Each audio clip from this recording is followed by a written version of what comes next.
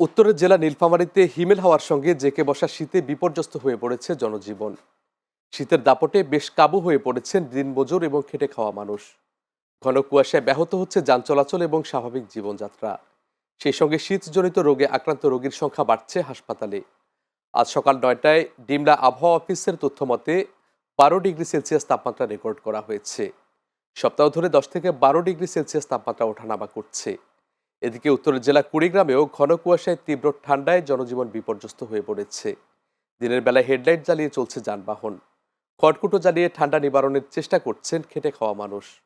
ঘরে থেকে বাইরে হওয়া যাচ্ছে না।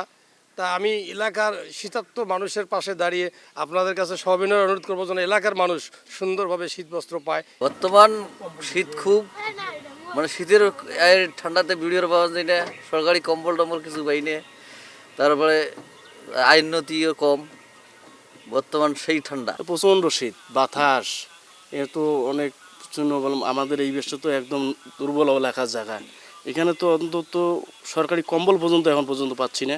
তীব্র ঠান্ডা এবং আবহাওয়া পরিবেশ খারাপ থাকার কারণে আমাদের শিশু এবং বৃদ্ধদের কষ্ট হচ্ছে।